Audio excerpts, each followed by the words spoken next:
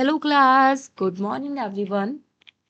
Class जैसे कि previous classes में हम लोग एंटीबायोटिक ड्रग्स के बारे में पढ़ रहे थे। एंटीबायोटिक ड्रग्स कौन सी होती है, इनका यूज़ कहाँ, कब, कैसे, क्यों किया जाता है, ये सारी चीज़ें हमने लास्ट क्लास में पढ़ी थी। इसके अलावा हमने आप लोगों को कई सारी एंटीबायोटिक ड्रग्स के बारे में बताया था, जैसे आपकी एमॉक्सिसिलिन, आपकी कोट्राइमोक्साजोल, तो कई सारे ऐसे ड्रग्स के बारे में मैंने आप लोगों को पढ़ाया था। ठीक है, जिसमें हमने टेट्रासाइक्लिन आई ऑइंटमेंट के बारे में भी जाना था। ठीक है, आज की क्लास में ऐसे ही आज की क्लास में हम आपके एम्पिसिलिन के बारे में बात करेंगे। आप लोगों को मैंने लास्ट क्लास में एमॉक्सिसिलिन के बारे में बताया था और मैंने ये बोला था एम्पिसिलिन और एमॉक्सिसिलिन आपकी सेम कैटेगरी की ड्रग होती हैं और इनके यूजेस, इनके साइड इफेक्ट लगभग ऑलमोस्ट सेम होते हैं, जिनको हम एज अ एंटीबायोटिक की तरह काम करते हैं, यूज़ करते हैं। तो एम्पिसिलिन क्या है? एम्पिसिलिन भी हमारी एक एंटीबायोटिक ड्रग होती है, जिसका यूज़ हम बैक्टीरिया के अगेंस्ट हम करते हैं। Ampicillin also known as semi synthetic amino penicillin antibiotic. हमारी एम्पिसिलिन जो है हमारी एक semi synthetic amino penicillin antibiotic drug भी होती है।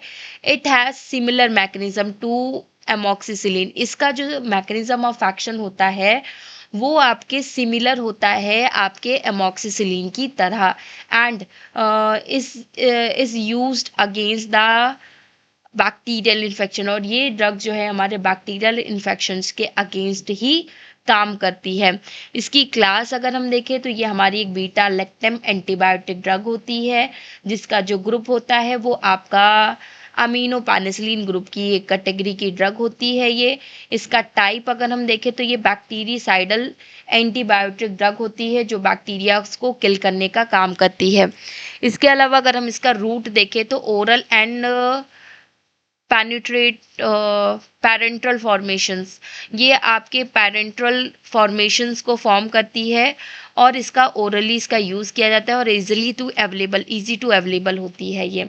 ठीक है, बाकी इसका मैकेनिज्म ऑफ एक्शन देखें तो ampicillin inhibit the bacterial cell wall. Ampicillin क्या करती है? हमारे इनहिबिट करती है आपके बैक्टीरिया की सेल वॉल सिंथेसिस को by the binding of penicillin binding protein. ये एम्पिसिलिन जो है हमारी एमॉक्सिसिलिन की ही तरह काम करती है। जैसे एमॉक्सिसिलिन हमारे पेनिसिलिन बाइंडिंग जो प्रोटीन थे उनके साथ बाइंडिंग करके आपके बैक्टीरिया की सेल वॉल को रोक रही थी, ब्रेक कर रही थी, डिस्ट्रॉय कर रही थी, वैसे ही एम्पिसिलिन भी क्या करती है? आपके पेनिसिलिन बाइंडिंग प्रोटीन के साथ आपके बाइंड होकर के आपकी सेल वॉल सिंथेसिस को रोकती है, जिससे क्या होता है कि जो एम्पिसिलिन जब हमारे पेनिसिलिन बाइंडिंग प्रोटीन के साथ जब कंबाइंड करती है तो ये क्या करती है? आपके एक तरीके से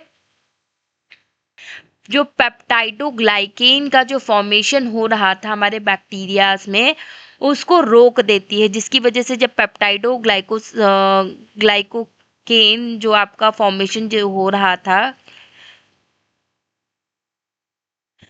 तो ये पेप्टाइडोग्लाइकेन का जब फॉर्मेशन रुकेगा तो उसकी वजह से क्या होगा कि बैक्टीरिया की जो सेल वॉल है वो बहुत ज़्यादा वीक हो जाती है, कमज़ोर हो जाती है, जिसकी वजह से आपकी सेल्स जो है, जो बैक्टीरिया की जो सेल्स होती हैं उसमें लाइसिस कॉज हो जाता है और वो सेल्स आपके डैमेज होना स्टार्ट हो जाती हैं, जिसकी वजह से आपके बैक्टीरियाज की डेथ हो जाती है। तो इस तरीके से ये आपका काम करता है। बाकी इसके यूजेस क्या क्या होते हैं एम्पिसिलिन के? तो एम्पिसिलिन कई सारे आपके बैक्टीरियल इन्फेक्शन में काम करती है, जैसे कि आपके रिप्रोडक्टिव ट्रैक इन्फेक्शंस के केस में, यूरिनरी ट्रैक इन्फेक्शन के केस में, गैस्ट्रोइंटेस्टाइनल ट्रैक इन्फेक्शन के केस में आपका एम्पिसिलिन का यूज़ किया जाता है। इसके अलावा ये आपके सेंट्रल कोकल इन्फेक्शन में भी इसका यूज़ किया जाता है।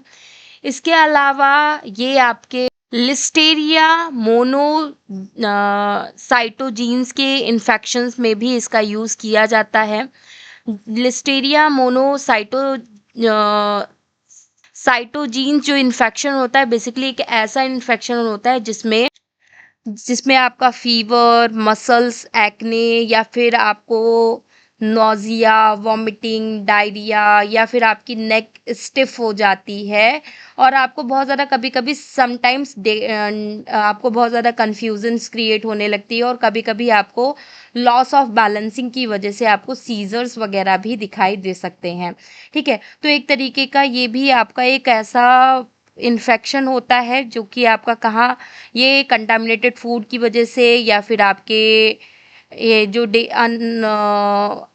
जो सॉफ्ट चीज़ वगैरह होती हैं या जो डेयरी प्रोडक्ट होते हैं कुछ ऐसे जिसकी वजह से ये कॉज होता है। ठीक है, इस जिसकी वजह से मैंने आपको बताया है कि आपकी एक लाइफ थ्रेटनिंग कंडीशन भी हो सकती है जिसमें बेसिकली प्रेगनेंसी के केस में ये आपकी एक लाइफ थ्रेटनिंग कंडीशन हो सकती है जिसमें आपको fever, muscles pain, nausea, diarrhoea, vomiting, neck stiff हो जाती है, कन्फ्यूजन्स क्रिएट होती हैं, सीजर्स वगैरह आपको दिखाई देते हैं और आपका लॉस ऑफ बैलेंसिंग आपको दिखाई देती है। तो ये सारे रिस्क आपको दिखाई देते हैं मोस्ट कॉमनली।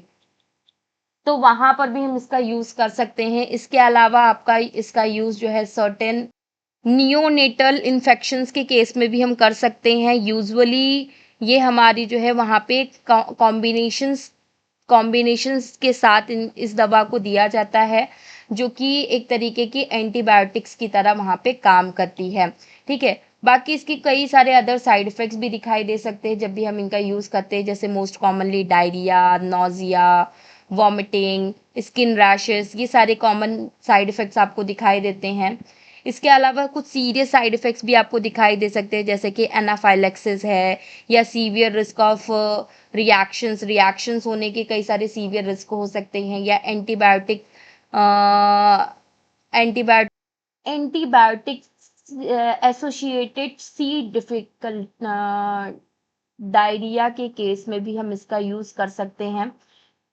सॉरी को भी ये कॉज कर सकता है जिसमें मैंने आप लोगों को एमॉक्सिसिलिन में भी बताया था कि एक तरीके का ये ऐसे कुछ सीरियस साइड इफ़ेक्ट्स होते हैं जिसमें आपके नॉर्मली जो है एंटीबायोटिक्स जब भी अपना एक्शन प्रोड्यूस करती हैं और उसमें जो भी हमारे बैक्टीरियाज हैं उनको किल करके आपकी बॉडी से निकालने का काम करती है। एक तरीके से टॉक्सिन्स फॉर्म करेंगी, ठीक है, बैक्टीरिया को किल करके, और उन टॉक्सिन्स को आपकी बॉडी से जब निकालने लगती हैं तो आपका डायरिया जैसा आपकी कंडीशंस आपको दिखाई देती हैं।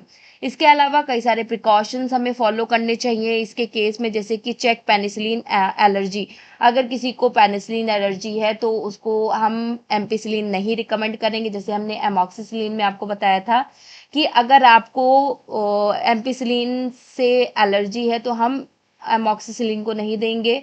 ठीक है, सॉरी, पेनिसिलिन एलर्जी है तो एमॉक्सिसिलिन को नहीं देंगे, वैसे ही एम्पिसिलिन को भी हम नहीं देंगे अगर पेनिसिलिन से एलर्जी है तो। ठीक है, इसके अलावा डोज एडजस्टमेंट के लिए हमें जो है ये देखना होता है, डोजेस को एडजस्टमेंट करना होता है। मे बी ये क्योंकि क्या होता है आपके एक तरीके से रीनल